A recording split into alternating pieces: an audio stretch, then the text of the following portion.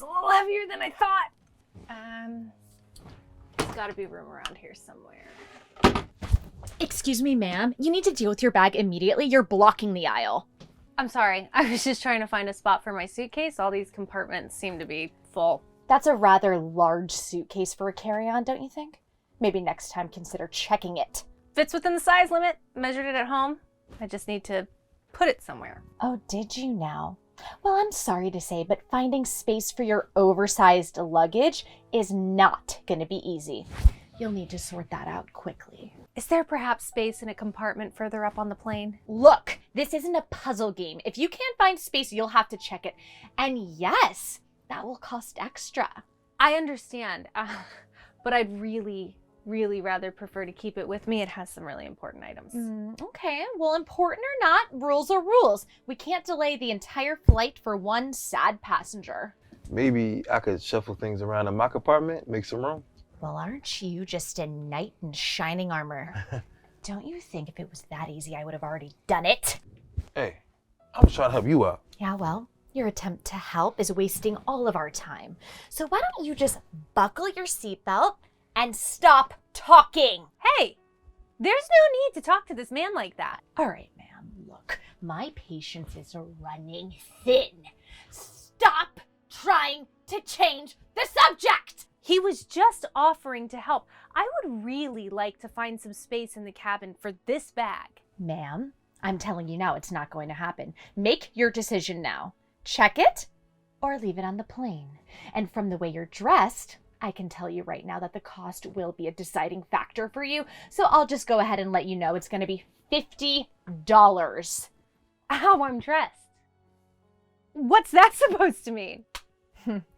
I'm just giving you all the information you might want before making the decision, miss. So what's it going to be?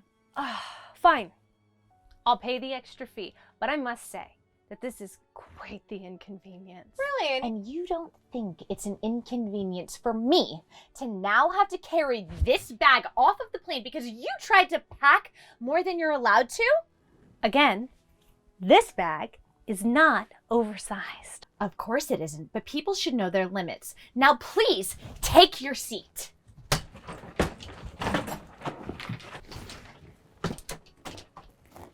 Something wrong with you. Yes. Oh, hi. You again. Hi. Yes, me again.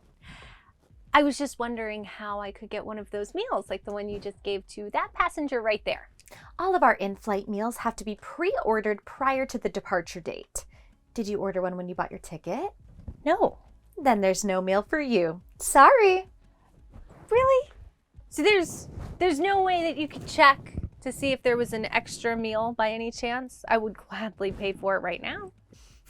Ma'am, I'm telling you right now, as politely as I possibly can, please don't make me repeat myself for a third time. There is no meal for you. Got it? I understand. But what about snacks, like cookies or juice? Surely the flight must have some kind of in-flight purchase options. You know, I really don't have time for this. We have standards here, and quite frankly, you're just not meeting them. I'm not asking for much. Just some juice, some cookies. It's a simple request. Simple? Maybe for someone who doesn't understand the value of $1. Look around you. Do you really think you fit in here? My fitting in shouldn't have anything to do with the service I receive. But it does. You see, when people like you board the plane, you take up space. Space that could be used by someone more deserving. Are you saying that I'm not deserving of basic courtesy? Exactly.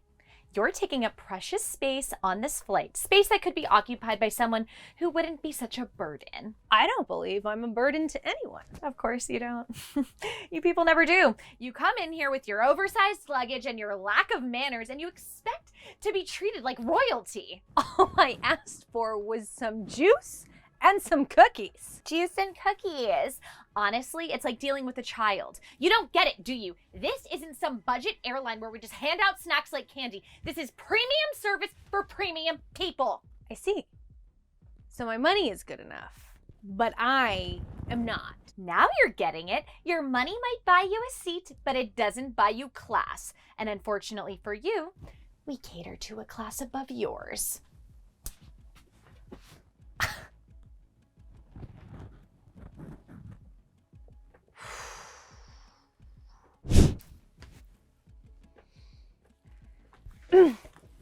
Miss, may I have a moment of your time, please?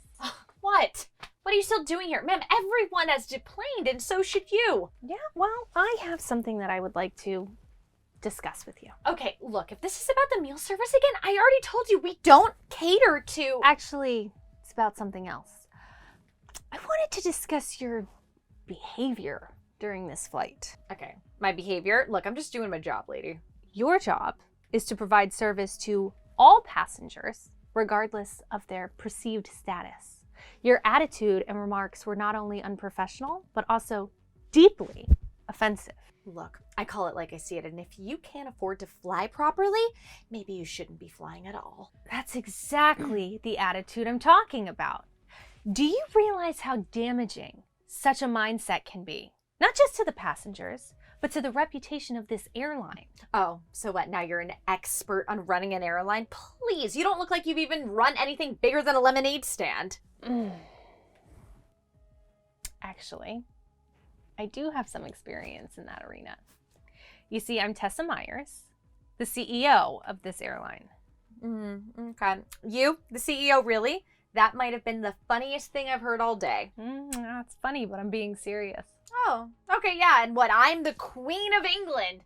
So why don't you and your raggedy clothes and your greasy hair get off my plane before I call security? If I'm not the CEO, then how would I know that your name is Rachel Lynn? That you've been with this airline for 3 years, and that just last month, you've had 3 separate passengers file a complaint against you. But how did you know all that? Because I'm the CEO! You're lying. You can't be. Yes, I am. And this was a test flight to evaluate the quality of service our passengers receive. I'm so sorry. I had no idea. Your apologies won't suffice, Rachel. Your behavior was unacceptable. It's clear to me that you have a deep-seated prejudice and a lack of respect for people you deem beneath you. The complaints that we've received about you, they are incredibly concerning. No, but I was just trying to do my job. I get that, but there's a way to properly go about it, especially in regards to your attitude. You know why I intentionally chose to wear what I wore today? No, I'm not sure. Because all of the complaints filed against you have been from passengers with a lower economic status. Your job is to provide excellent customer service to all passengers, regardless of their economic background. Look, miss, I assure you, I wasn't consciously trying to discriminate against anybody. Intentional or not, it doesn't excuse your prejudiced behavior, Rachel. Every passenger deserves to be treated with respect. It's not about how much they paid for their ticket. It's about providing a positive experience for everyone. Look, please just give me another chance. I didn't mean any harm. I can change. It is far too late for second chances. Your actions today spoke volumes on your character. We can't have someone with your attitude representing our airline. But this job is everything to me. Please, I need this job. Well, you should have thought of that before treating a passenger with such disrespect. I have no choice but to terminate your employment effective immediately. What? But this isn't fair! I hope you reflect on this and learn that every person deserves respect, regardless of their background or appearance. That's the standard we uphold here.